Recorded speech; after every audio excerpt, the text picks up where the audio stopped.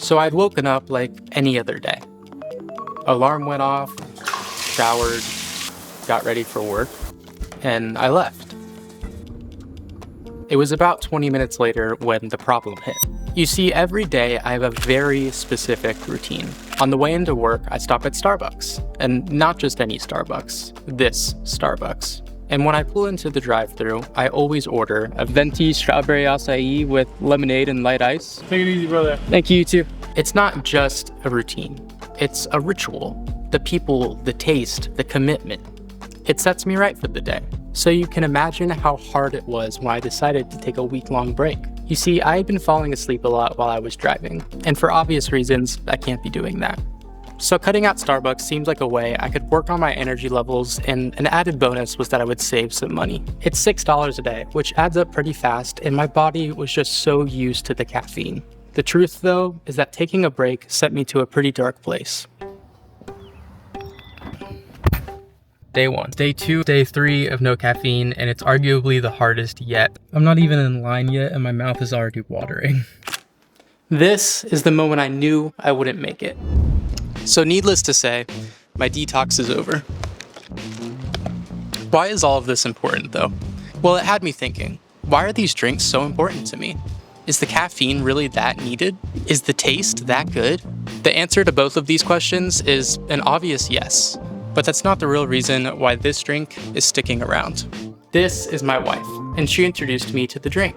Every Sunday, Wednesday, and Saturday, I get to drive to Starbucks and bring my wife back a drink. And that moment alone fills me with so much happiness.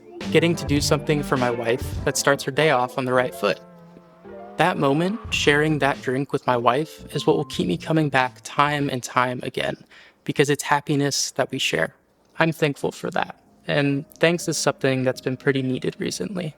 The last few months, I've been dealing with a little bit of depression. Hopelessness, lack of motivation, wanting to sleep all the time, and everything that goes with it. It sucks. My life isn't bad. If anything, things have been pretty great. I'm doing everything they say you're supposed to do. Exercising, eating right, hanging out with friends. But sometimes baggage from my past feels like a dark cloud that's just following me around wherever I go. There's someone I know, though, who always seems to have the right advice. And something they say keeps popping up in my mind. Hello? Hello, Mama. Question. Yes, sir. What is that thing that you say to do when you're feeling down? Oh, gosh, there's lots of things. Do something nice for somebody else. I thought about it all day. In the car, on the couch, it finally hit me. We got married last year, and people we love flew in from all over. It meant the world to be surrounded by people who mean the world to us. These are the thank you cards we got for our wedding, and it's about time we filled them out. When you're reflecting on how thankful you are for something or someone, it really does rewire your brain. Focusing on the good doesn't necessarily mean that the bad things will go away. But I do feel like gratitude allows there to be less space in your mind for negativity. The science behind it is so interesting too. When we express gratitude, our brain releases two chemicals, dopamine and serotonin. These two chemicals are generally related to feeling good, and it's the reason a lot of people refer to gratitude as a natural antidepressant. As I wrote in each card, it had me thinking, how lucky are we to be surrounded by people that love and support us, to have even found love, and to be surrounded by people who model what healthy love looks like. And before I knew it, I started to spiral. Not in the way I do when my anxious thoughts get me down, but more of spiraling into gratitude. I began to think of all of the small things that really aren't that small to me.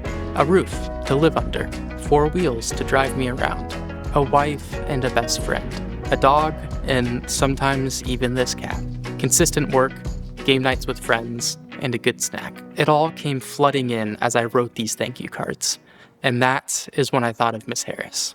Is it running right now? Yeah. Oh gosh. Should I say Miss Harris? My name is Emily Burr, formerly Miss Harris.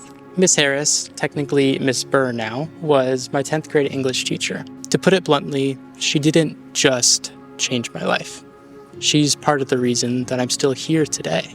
When I was in high school, my junior year, I had two teachers that really influenced me, my English teacher and my history teacher. And I just kind of had this revelation that that's what I wanted to do. I wanted to do something that was meaningful.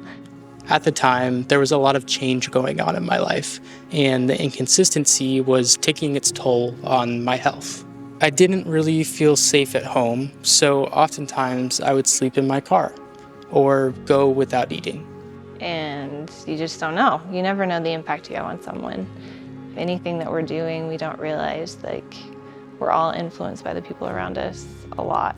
I never told her exactly what was going on, but she took it upon herself to go to Costco once a month, fill up her cart with bulk fruit snacks, and her room would be stocked with food for me to grab throughout the day.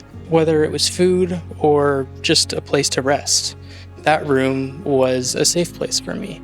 And I don't remember exactly when that shifted a little bit, where you started bringing your little stool over to my desk every day. I don't know, I feel like my motivation was that's why I'm there. Yes, I'm there to teach. I'm there to help kids grow academically, but more so the joy of teaching and what I cared about was that kids came in my room and they left saying she genuinely cared about me. That was one of the most consistent forms or types of caring I had ever experienced. And it came at a time when I was really struggling mentally. If it weren't for that act of kindness, I genuinely don't think I'd be here today. I wouldn't have gotten to meet my wife or get to watch my nieces and nephews grow. I don't think I'll ever be able to say thank you in a way that fully encapsulates what she did for me, other than maybe to live my life and to truly appreciate each moment. In a lot of ways, this video itself is a sad attempt at me trying to say thank you for everything she has done for me. And I want to keep passing on the love that she so generously showed me, which in a really, really weird turn of events leads us to pickleball. Pickleball isn't just a fun sport. It's something that's completely taken over my life. Ever since my birthday, when I got my first paddle, to the moment I got my first pro paddle, this game has been all I can think about at work, in the shower, and even when I'm trying to sleep at night. It's given me a community, brought back my competitive nature, and it's taught me to dedicate myself to getting better at something. I owe this sport and all of the people who've supported me along the way a lot, which is exactly why it's time we give a little bit of thanks to pickleball. Intro, Michael. Michael is my brother and father to one of the cutest kids on the planet. When he's not working or being the world's best dad, he's my part-time soccer and pickleball partner. But as you can expect by now, there is a problem.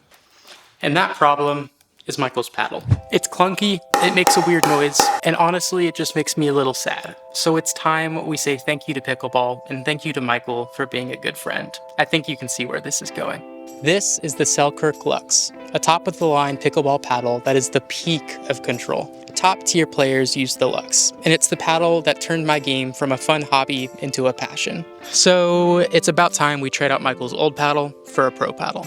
Michael won't be the only person getting a gift, though. Pickleball is something that brings me immense happiness, and I want to share it with someone who deserves a thank you. Miss Harris, or Mrs. Burr, thank you. There isn't enough I could ever do or say to show you the amount of thanks you deserve. But I hope these bring as much happiness into your life as they've brought into mine. And to Selkirk, thank you for allowing me to say thank you to some people in my life who definitely deserve it. If you're looking for anything pickleball related, definitely check out their products. And other than that, toodles.